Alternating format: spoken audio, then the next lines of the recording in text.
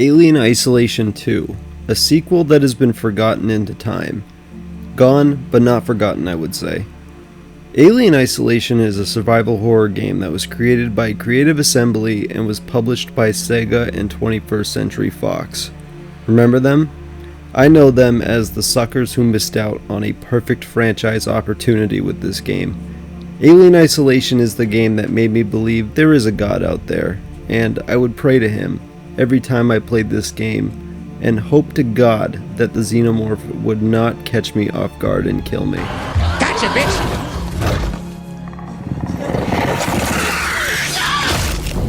Anyways, today I want to talk about this game because recently a new Alien game has been announced for the VR called Alien Rogue Incursion.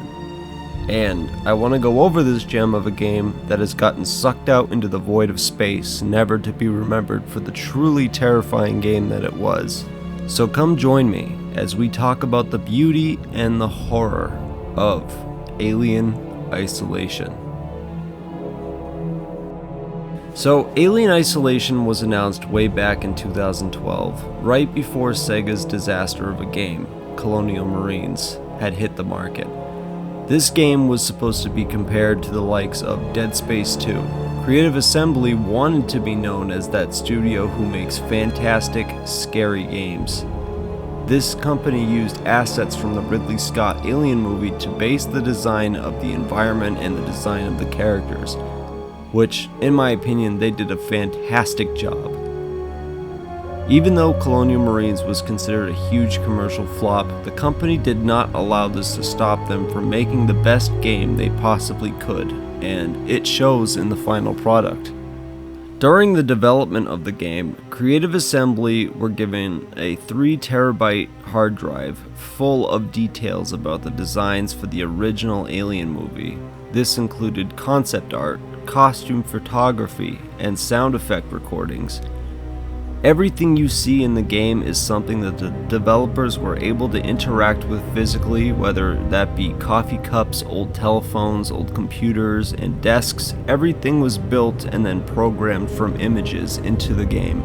They were able to see everything that made each portion of the movie scary and saw angles of the movie that nobody else got to see.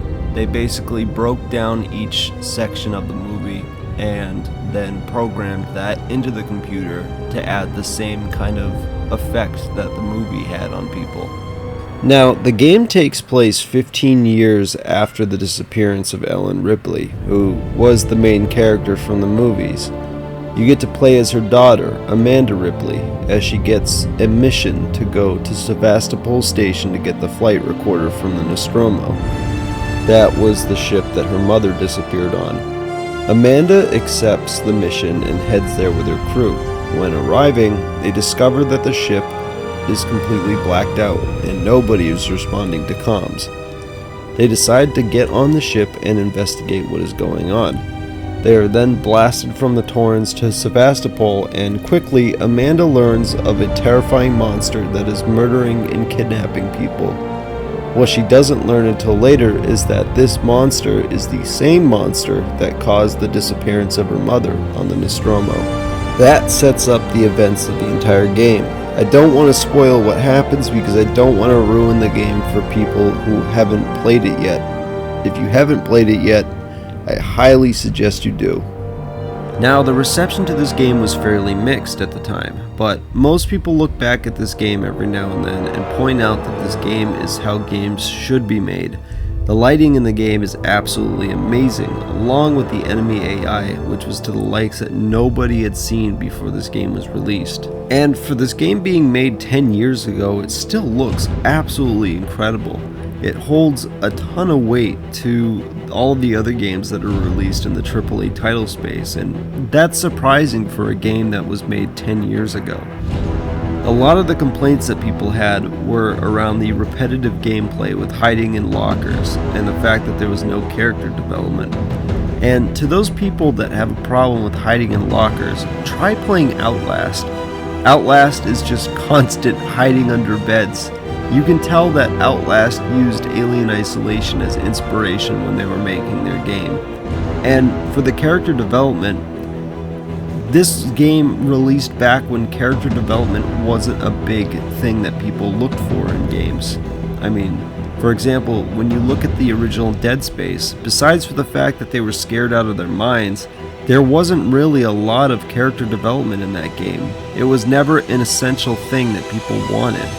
Most people just wanted a scary and adrenaline pumping experience, and this game definitely gives you that. If you're looking for a good game to play this Halloween, I highly recommend playing Alien Isolation for a good scare and a heart attack. The DLC that was released wasn't as great as I remembered it being. It was very difficult and very repetitive. The only thing I enjoyed was that they brought back the original cast from the Alien movie to do the voice work, and this was the last role that Ian Holmes played before his death. Ian Holmes played Ash, the android, in the original Alien movie, and he was able to come in and do the voice work for Ash before passing away, which I think is just a huge show to what his career was really about. So for the DLCs, we got Last Survivor and Crew Expendable.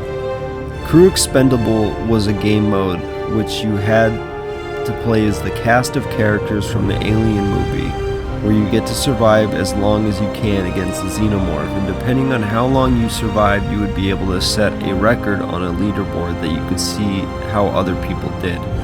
This game mode I felt was very repetitive, and for one, I wish they allowed multiplayer because it would have been fun to be able to survive with a friend against the xenomorph. The Lone Survivor DLC recreates the final scene from Alien, where you play as Ellen Ripley as she tries to escape the Nostromo. This was fun for me because I was a huge Alien fan back in the day, and I honestly loved Aliens Colonial Marines because they had revived Michael Biehn, or Corporal Hicks, and gave you one more adventure with the cool ass-kicking Marine. My friend and I were hoping that they would give Hudson the same treatment, but we just accepted that Hudson was dead and it wasn't Wisbowski like we had hoped it was. The Lone Survivor DLC takes place immediately before Parker and Lambert are killed by the alien. It follows Ellen Ripley's efforts to activate the Nostromo's self-destruct system and flee the ship before she too falls victim to the creature. Lone Survivor was the second piece of a DLC released for the game. Initially, it was only available to those who pre-ordered the Ripley edition of Alien Isolation, but it was later made available to everybody who purchased the game after October 14th, 2014. I actually really enjoyed the Lone Survivor DLC up to a certain point. It gets very repetitive when you play it hundreds and hundreds of times, but it's still very fun and scary to play. To this day, Alien Isolation still has a huge cult following, and we are secretly praying that they open the closet full of skeletons and decide to dust off the old franchise. Creative Assembly gave us hope in 2017 when they had said in a Game Informer article that they were interested in coming back and making a sequel to the game, but that never came to be. As of 2024, we've gotten everything except for a survival horror game. Unfortunately, Sega has come out and said that the game did underperform and they don't plan on making a sequel, as most of the developers who worked on the game had been laid off. I guess you could say that the crew was expendable. So it seems that Sega really only cares about profits instead of making their fans happy. Sega has become the Mr. Krabs of the Alien video game franchise. Hello! I like money! Money! I believe the Alien franchise does so well as a survival horror game. In 2021 we got Alien Fireteam, and that was so shit. I thought it was so bad and such a disappointment.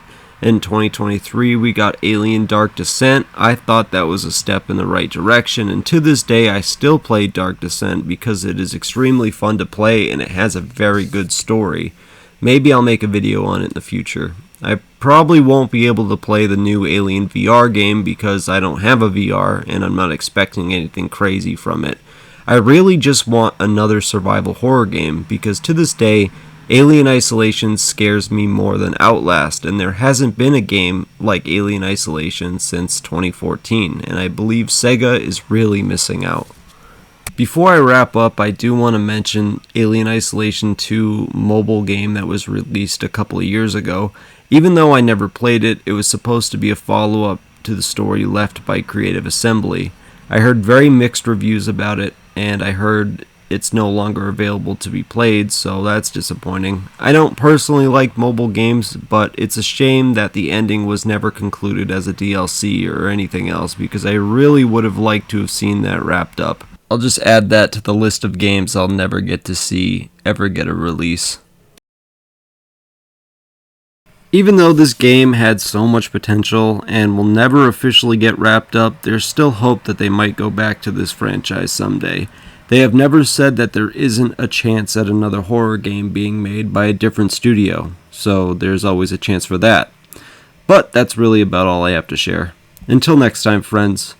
Oh, again, if you enjoyed this video, please watch another one because that's how the algorithm works. If you keep watching my videos, they'll be recommended to other people. So, if other people like these kinds of videos, they'll be able to check them out. Also, don't forget to subscribe and comment down below. Thank you again for your time, and have a good night.